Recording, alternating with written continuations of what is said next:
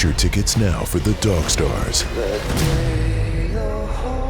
It's no surprise how fast civilization can disappear.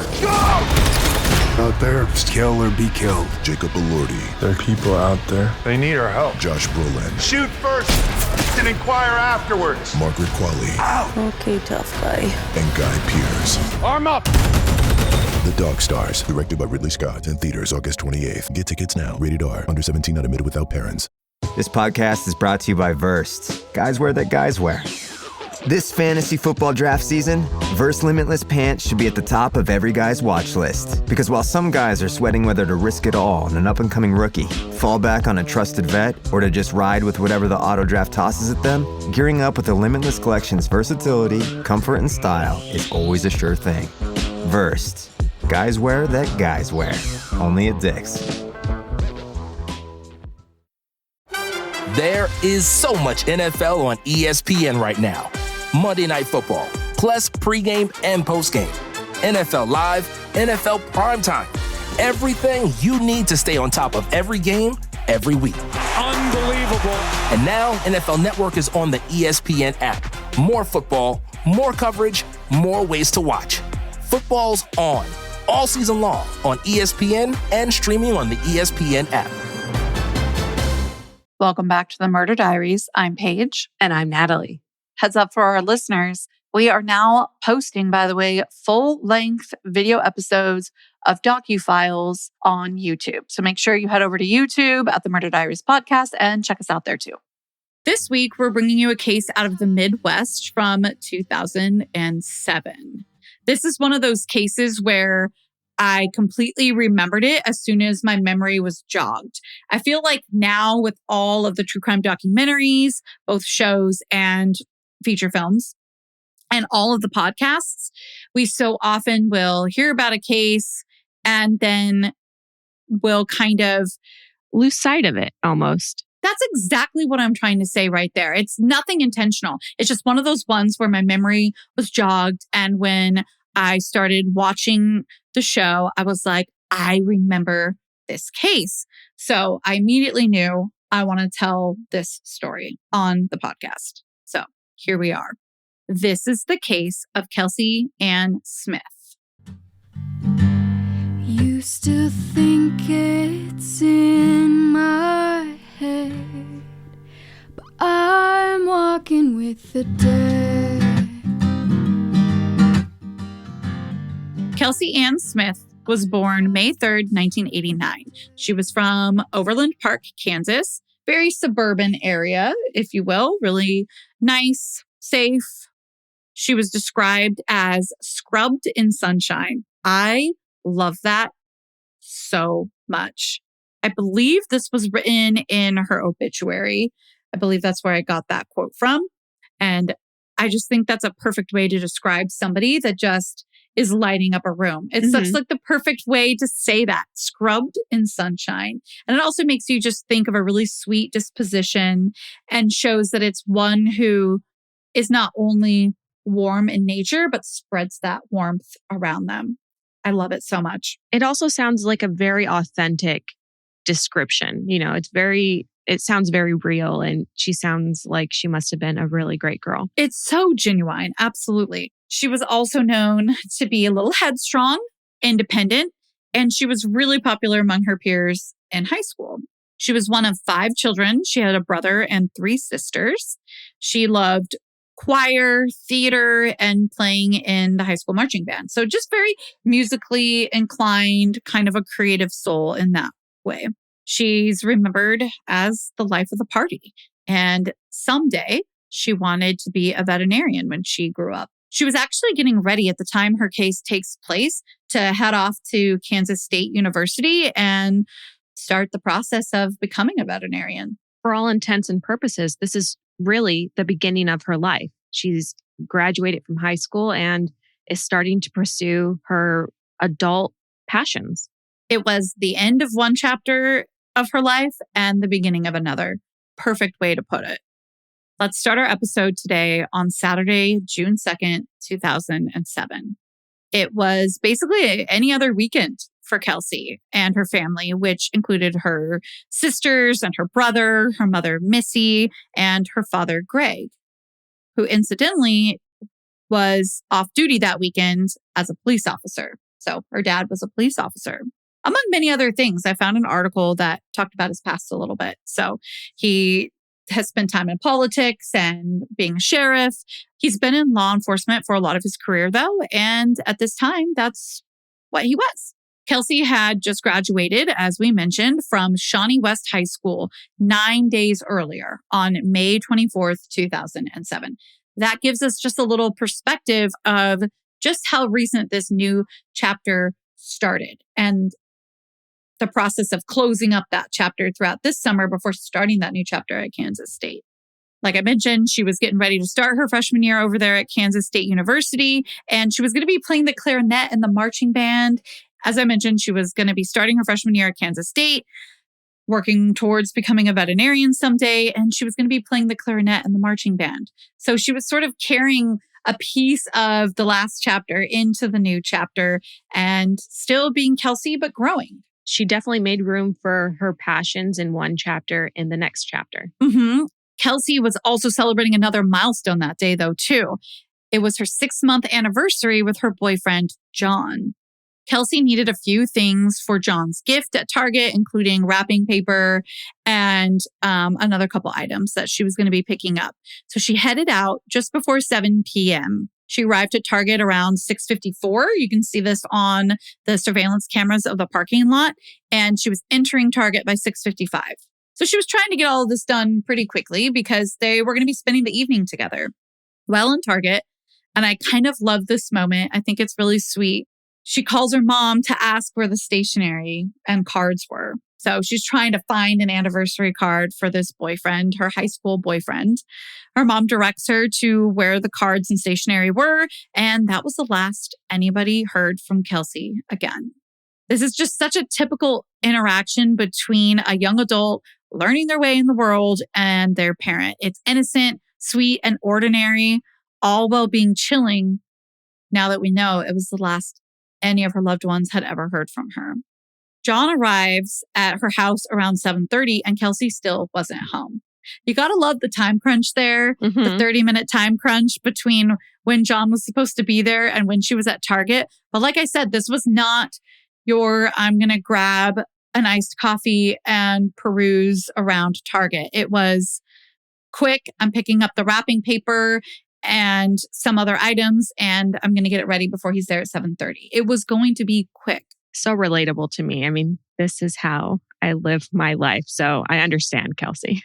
It's relatable to you and so many others. And I love when we're talking about victims to humanize them as much as possible, because all we have is documentaries and black and white written word. It's so easy to dissociate. And so it's just such a relatable moment that she's kind of rushing and time crunch, get to Target, get home. But like we mentioned, we know Kelsey doesn't make it home. And by 8 p.m., John and her family start to think the worst. They really didn't waste much time without worry, because she was not one to just be tardy, be gone without a phone call or a text or something like that.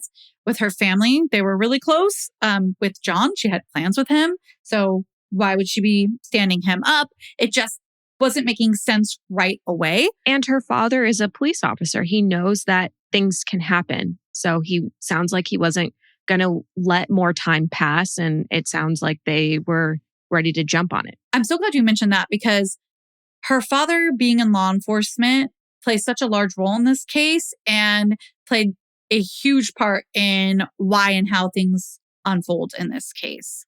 So let's take that perspective while we listen to the rest of the case. And remember, he's a police officer, and this is why things may be happening like this. So she's not responding to anybody, and they continue to call and try and get a hold of her. The family and John begin to wonder, is she stranded with a dead cell phone and a flat tire, a dead car battery, and can't get help? Maybe we can find her and get her assistance, because this is weird. Well, they didn't find Kelsey at Target, and they didn't find her car there either. So this is just adding on to the worries. And Kelsey's dad springs into action While they're doing the whole look for Kelsey thing, he springs into action by reaching out to different police agencies that were local. And he starts speaking with dispatchers at those agencies to see if there was any kind of incident or accident that may have put her in contact with police. Good or bad, he wanted to find his daughter. And what a great, smart way to do that. Absolutely. But did he find anything? He found nothing. And this is when her father, Greg, really recalls starting to panic. It was no longer, hey, maybe something a little bit unfortunate happened, but let's use this as a learning curve and a growing lesson for Kelsey and move on. This was, where's my daughter status now? The hunt for her car was on as well. On the other side of things, when it came to John and Lindsay, her sister. Around 10:50 p.m., her boyfriend John and sister Lindsay find Kelsey's car in the Macy's parking lot. This Macy's was across the street at the Oak Park Mall. So there's a street, 97th Street, Target's on one side of the street, and the mall, Oak Park Mall, is on the other side of that street, 97th Street. So the car was not far, but Kelsey did not have plans to go to Macy's. And again, she had a tight time frame between when she was going to go to Target and pick up the couple of items really quickly and go home to meet John and go out with him that evening or spend the evening with him. So it just did not make sense why she would have been anywhere near Macy's, even though it was so close. What was also really weird is when you look at the surveillance footage. Now, I didn't put any surveillance footage in the show notes because I couldn't find any video that curated just the surveillance footage alone, but there's tons of YouTube videos, and the documentary that I listed in the show notes shows all the surveillance footage. So if you're really interested, I definitely suggest you check out the documentary I posted or check out some of the YouTube videos. Either way, when you're looking at the surveillance videos, it's not parked in a spot normally at all. It's just at a diagonal. It's facing the opposite direction of other cars in the parking lot. It sounds like it's been done haphazardly is what you're trying to say, right? Like it doesn't sound like it was an intentionally put into a parking spot where, someone did that to like walk away from their car. This sounds like it was done in a hurry. It looked like it was done in a hurry, and it's also away from the other cars. So it seems to be at the other end of the outdoor parking lot, and again, diagonal and just looking funky, like somebody parked it and took off. It did not look right immediately. Once they find the car in the state that we were just talking about, they, of course, call the parents immediately. We found her car. So the dad mentions that he sort of warned them like, hey, kind of back away from the car. Law enforcement needs to come, that kind of thing. Like, don't disturb anything that you can avoid disturbing. Well, they needed to process it, and he didn't want any potential evidence being disrupted. And thank God for that. Right. That's kind of what I mean. Like just the whole don't touch it kind of thing. Right. Mm-hmm. Law enforcement gets there and they search Kelsey's car. In her car, they find her purse and the items she purchased that day at Target, which was primarily wrapping paper and what looks like a darker gift box or what may have actually been the gift. It's a little hard to tell. Again, all I have to go off of for that information is a surveillance video and what the law enforcement officers mention. And they mention it as we found wrapping paper and the gift. So it's kind of like a big darker box and some wrapping paper. Something that was off though, that they noticed was that there was a sweater type fabric item hanging out of the trunk. They have to wait though for agonizing moments while they wait for the forensic team to arrive so that they can open up the trunk. I'm not sure how long that took, but it definitely was a while. And I'm sure 10 seconds in this situation would feel like a whole entire day because they were wondering, what are we going to find in there? Is Kelsey in there? Is something else ominous and a big fat clue in there? What are we going to find?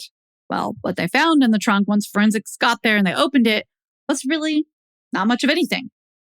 No Kelsey and no clues. Again, this was really out of character for her. Why did you vanish with your car parked at a diagonal at a store you weren't even supposed to be? Well, things just aren't adding up here. Nothing was adding up. And If I was there that day, it probably would feel like it just kept getting more and more frustrating and scary, which rightfully so. The law enforcement team that searched the car notes that there wasn't much sign of a struggle within the car either, but they do manage to collect what evidence they can, including some fingerprints. Law enforcement also notes that there was a CCTV cam pointing directly at her car in the Macy's parking lot. It was late by this time, right? They didn't even find the car till around 10:50, so they couldn't get access to the CCTV footage from Macy's that night. They wait and they interview Kelsey's parents. Standard questions just to rule them out as suspects. Her dad was more than happy to do it and absolutely knew what was going on. And they were totally cleared immediately. And her boyfriend, John, was also cleared very quickly. The next day, Kelsey's family starts their own search. Her dad took the reins of the search. And as a seasoned law enforcement officer, he knew that the first 48 precious hours were ticking by. Meanwhile, the detectives got access to the CCTV footage from that day, June 2nd, just after 7 a.m. on June 3rd, the very next day. They see that Kelsey's car was driven into the Macy's parking lot around 9:17 p.m. The footage was a bit grainy, but again, you can really see that this is her car. It's parked at a diagonal. That part is not in question. They see somebody get out of the car and runs off. They don't know who it is. It's not her, but just runs off. The chilling part is they find the car an hour and a half later. There's not much time that has elapsed in the car being delivered to that parking lot and the family finding it. It just goes to show how much can happen in mere minutes, really. Mere minutes. A tip comes in from a local restaurant that says, hey, we captured footage of Kelsey at our restaurant. But her parents quickly review it and the girl in the footage was not Kelsey. False alarm. To be honest, when I look at the CCTV footage of that restaurant, it looked like her a little bit from behind, but her face was completely different. Rightfully so, it's a different person. So I'm glad that they reached out and said, hey, we may have something here, but it was a huge blow to the case and the hearts of her family and loved ones. They still hadn't found her. Luckily, good news was on the way, though. The CCTV footage from Target became available to detectives. This is all still June 3rd. Additional great news was that Target had 40 cameras. So all or some of those cameras had filmed her whole shopping trip while she was in Target. So they were able to watch all 10 minutes-ish that she was in Target. It was like 10 or 12 minutes that she was in Target. Not a long time at all. Well, like you said, she was supposed to go in and out and meet her boyfriend right after. So this was really just a stop in her evening. Yes, it was just supposed to be a quick moment in her evening in and out of Target. So now that they knew that they had all the footage from Target while she was there, it was time to figure out what happened to Kelsey. What did she do while she was in Target? Where did she go? What was going on during that time? The camera footage shows Kelsey arriving, walking into the store, going up and down the aisles. It shows her making the phone call to her mom that we mentioned to get help finding the stationery and the cards. It shows her checking out. And she, again, was only in the store for around 10-ish minutes, so not long at all. We then see her back out of the parking lot and leave. That's it. Okay, so from Target to diagonally parked at Macy's at 10:50 at night and nowhere to be found. Yeah, what happened? Yeah. And at first glance, they don't see any signs of foul play in the CCTV footage. She's been missing for about 18 hours at the point that they are able to get this CCTV footage from Target, and her family's hearts are getting heavier and heavier. At the 24-hour mark, detectives decide to scour the Target footage again. So it's time to revisit. Let's regroup this. And how they regrouped was they gathered together as a group, all the detectives on the case and maybe some that were collaborating and assisting. They went into a room and they projected the CCTV footage from Target on the wall. They wanted to blow it up without messing with the pixels as much as possible, but it was still grainy and pixelated because you're blowing it up, you're projecting it. And it's 2007. CCTV footage, even today in 2021, is pretty bad. So imagine back at 14 years earlier. Right. You know, this wasn't in like 1080p. They watched the footage over and over and over. And finally, during one of the viewings, they get to the footage of Kelsey walking to her car. As I mentioned, the picture's a bit pixelated, but they see Kelsey put her items in the passenger side of her car and then walk to the driver's side door, as they had many times since they had watched it so many times. But all of a sudden, one of the detectives notices a white flash. This white flash goes across the screen so quickly, it is really hard to see. But this white flash heads from the left field of vision from the camera straight to Kelsey's car. Bam. They had it. They knew this was somebody running to her car. This is huge for the case. They knew somebody had her or got her, but there was little to go on still outside of the CCTV footage. Great, we see a white flash. We have no idea who this white flash is. They wondered, can we find out who this white flash is if we review the target footage? That's when they notice a young guy in his 20s in pretty much every frame of the CCTV footage that Kelsey was in. He didn't really seem to be shopping much either. He often was seen kind of watching her kind of slyly, though, not uber obviously. And he would move as she moved. And once Kelsey made it to the checkout area, he booked it to the parking lot. You can see it in the CCTV footage of him leaving. He was kind of walking quickly, it appears. Could be hindsight and knowing the case, but to me, looks like he's walking pretty quickly. He was on a mission. He was on a mission. He was on a mission to book it out of Target and hide in the parking lot so he could watch for when Kelsey came out and got to her car. This case and this moment in particular is so relatable because I know me and so many of my female friends go to Target all the time and we take it for granted. We walk in without a care in the world and we go through all the aisles, not thinking somebody could be watching us. And this is something that happened, maybe not in broad daylight, but it's 7 p.m. It's not like midnight. It's not a time when you expect people to be hiding behind cars, waiting for you to get out. And it's chilling to know that in the 2000s, this is happening to young women. It almost is like we just always have to be on guard, but it's awful. It sucks. And I don't know where I'm going with this, but I just feel like it could have been anyone. And this man took this opportunity. He's an opportunist and struck. And it just gives me chills to think that this young lady, Kelsey, didn't really have a chance. It absolutely could have just been any one of us listening. It could be your loved one. It's Target. This is a home away from home for so many people. We go, we get a nice coffee, we walk around, we let Target tell us what we need to buy, you know, that whole thing. And you're right. On June 2nd, it's not that dark at 7 p.m. And by the looks of the CCTV footage, it didn't appear to be very dark when she arrived or when you see this guy or her walk out of Target. Didn't seem to be very dark yet. Sun is setting, it's dusk-ish, but it's not very dark. That's what it looks like. Right. She's still in her summer clothes. I mean, she's wearing a pink tank top with some dark wash denim shorts and a belt and tennis shoes. I mean, and it looked pretty well lit too. So it didn't appear to be too dark. Like you're saying, it's scary. It was just another Target visit for her. She wouldn't have been expecting it.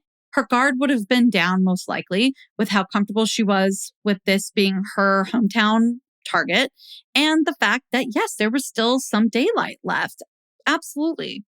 Luckily, as they caught the guy that was following her around Target walk out, they are able to freeze frame that and release it to the media right away. We need this guy. Who is he? Help us find him. Well, the phone calls start rolling in. They got almost 2,000 tips. Wow. Law enforcement knew, wow is right. Law enforcement knew, though, that, yay, we have 2,000 tips, but that's going to take us weeks to follow up on. We need to act now. Mm-hmm. So good on them. So they primarily at that time were focusing on that CCTV footage. And they still have a time frame thanks to the footage of when her car was dropped off at the Macy's. They think, okay, if the car was dropped off in the Macy's parking lot around 9:17, let's check around that time frame if Target has anybody returning to pick up a vehicle. Mm-hmm. That will give us another clue to who this person could be. So while others are maybe following up on some of those tips, others are saying, hey, we can act quickly here because we can maybe pinpoint a vehicle. That will open up a lot more doors. As they review the Target footage, they see a dark-colored pickup leaving the parking lot at 9:22, just 5 minutes after the car had been dropped off at the Macy's parking lot. And remember, the person was on foot and was running. There was no other vehicle that they then popped into. They got out of the driver's side of Kelsey's car and ran. It's grainy, but you can clearly see the driver of that truck in the CCTV footage from 9:22 appears to be the same guy that had been following Kelsey in the store. They released the videos to the public and a lot of tips come in. And one of them in particular says, I know who the person is in the video. His name's Edwin Hall. Police race over to his address and they see that Edwin and his wife were packing up and it looked like essentially that they were preparing to leave, whether it was vacation or what have you, but they were packing up a vehicle. I'm not sure if the vehicle was the dark truck in question or if they saw the dark truck at his place of residence as well. That wasn't mentioned too much in the documentary, so I don't want to speculate too much. So all we could really say is they were packing up a vehicle and it looked like they were going to be leaving. Police go ahead and say, hey, come back with us. And they fingerprinted him and they start questioning him. He denied knowing anything about her disappearance, but his bluff is called a little bit. And he goes, oh, well, yeah, like I am that guy in the video near her. Like that's me. And they're like, well, yeah, we can see you, kind of thing. And he's kind of says creepily, like, I remember she was cute and she had nice legs too. Ooh. While he was being questioned, his fingerprints had been sent out to the lab and the results came back. We had a match. The fingerprint from the release seatbelt button matched Edwin Hall. And there was absolutely no reason for his fingerprint to be there other than the fact that he was stalking her and clearly had some involvement in her disappearance. He would have had no other reason to have been in her vehicle. With the fingerprint matching, Edwin finally admits to stalking her and waiting for her in the parking lot. When she came out, he admits that he rushed her with a handgun and forced her into her car and made her drive away. 2 hours later, he admits that he abandoned her car in the Macy's parking lot and says he walked back to his truck at the Target across the street and drove away.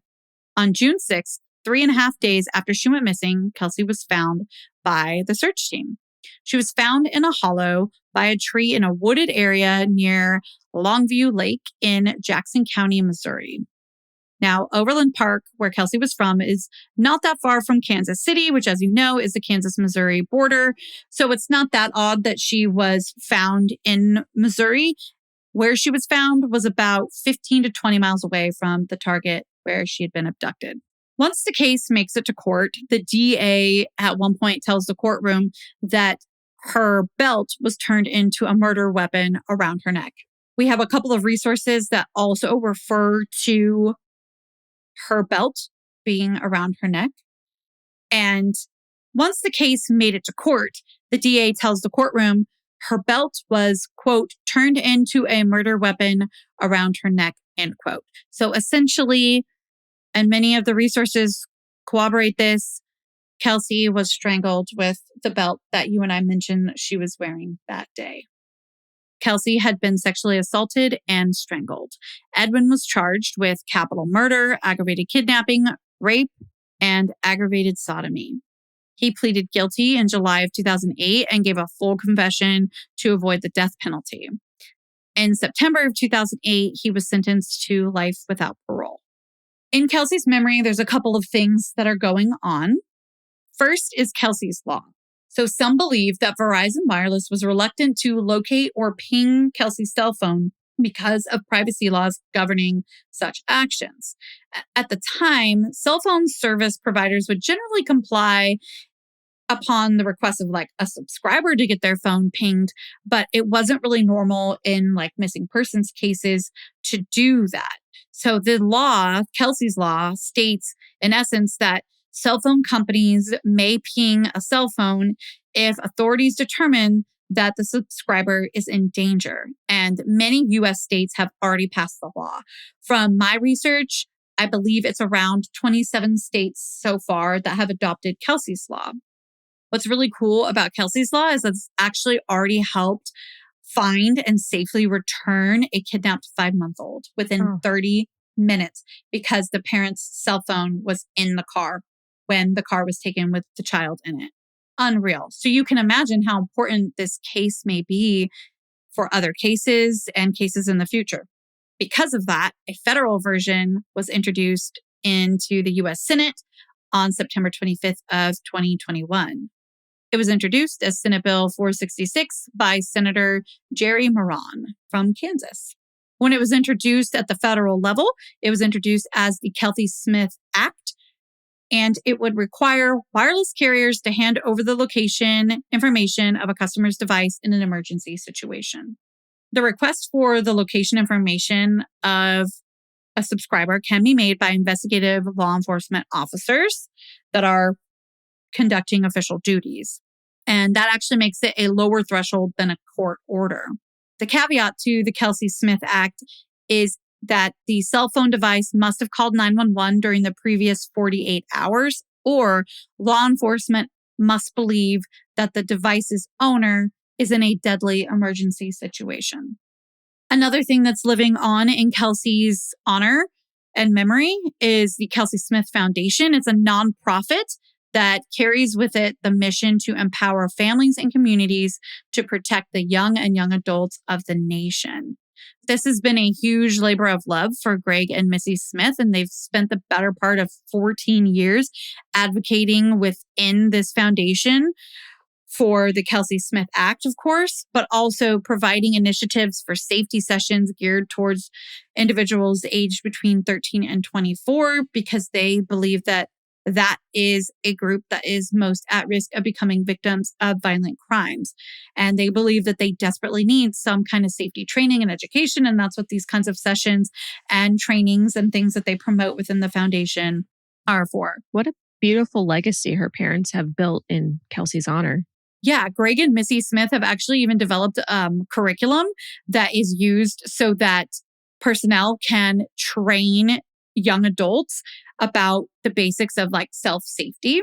Mm-hmm. And a lot of this is in part to Greg's experience. He has experience as a teacher. He has experience as a state senator and a law enforcement officer. So his input and his experience in his career and life has been really pivotal in understanding how to go from, I want to make this happen, to making it happen. He has every facet you could imagine. And probably most important of all, he has the empathy of being the father of a missing and murdered young woman. So he knows what's at stake here more than most people know. That's right. They now have 8 grandbabies. Mm-hmm. They still live in Overland Park. Greg, at the time the resource I used was written, was working as a special deputy for Johnson County Sheriff's Office, and Missy was working as a drug screen collector. A really powerful quote that Greg has left us with as well is, I stand here today, a heartbroken father, knowing that Kelsey's gone, he says. The very act of living triggers memories of her. We may not be able to see her anymore this side of heaven, but Kelsey's still here making a difference. And this is also in large part to the 5-month-old being saved within 30 minutes and just other items that Kelsey's Law and now hopefully the Kelsey Smith Act have brought to fruition for others who have benefited from that. So it's a really powerful quote for what the law means to him, what Kelsey's Law means to him. Today, Kelsey's headstone is marked, it's not the years in your life, It's the life in your years. And I think that that is maybe the most beautiful headstone quote ever.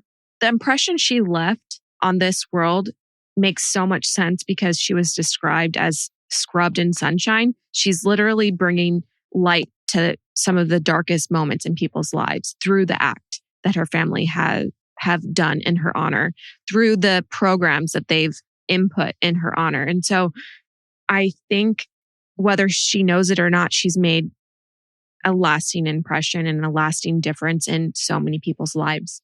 That's where we'll leave the episode this week. Don't forget to follow us on social media at the Murder Diaries Pod. We're everywhere, like I say every week. Instagram, TikTok, and YouTube, where you can watch DocuFiles full episodes, like they're recorded. And starting in August, you'll be getting full episodes of our Tragic Hollywood segment. So go subscribe, go watch us, and listen to us at the same time. Don't forget our schedule is Mondays, Tragic Hollywood, Tuesdays, DocuFiles, and Thursdays, a true crime case that needs your attention. Thanks for being here. And until then, stay safe. Bye. Hello there, I'm Damon Hiskey, and on my podcast, The Brain Food Show, our team, including the great Simon Whistler, our own devices, Gilles Messier, and fact fiends Carl Smallwood, serve up fascinating facts and stories that'll blow your mind. From ancient mysteries to scientific curiosities to deep dive history, we deliver knowledge that will help you become the star of water cooler talk the world over. Listen to The Brain Food Show wherever you get your podcasts. Are you fascinated by true crime stories? Then join me on the Casual Criminalist podcast, where we dive deep into some of the most intriguing criminal cases of our time. From the Oakland County child killer to the bizarre case of Paul Warner Powell, the man who sent himself to the electric chair.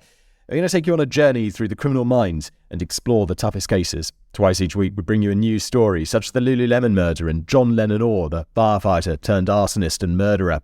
If you're ready for a journey into the world of true crime, then subscribe now to the Casual Criminalist. We want to tell you about the hottest new podcast on the block, Coffee and Cases. Join me, Allison. And me, Maggie. As we take on cases that are often overlooked, but are screaming for justice. Coffee and Cases is a true crime guilty pleasure that you don't actually have to feel guilty about. Check out Coffee and Cases every week for a new episode on your favorite podcasting app. What's up? I'm Delaney Fisher, host of the Self-Helpless podcast, where science, spirituality, and sustainability are brunch buddies. Each week, I explore the cutting edge of personal growth with leading specialists who share paradigm-shifting insights. Come hang out with us. You can subscribe to Self-Helpless wherever you get your podcasts. Hey everyone, it's Kristen from True Crime Creepers. Every week, I tell my friend and true crime newbie Mogab about a case she's never heard before, but that I've been obsessing over. We talk about all the real-life creeps, from serial killers to con artists. So if you're into dark tales with a touch of humor, tune in wherever you get your podcasts.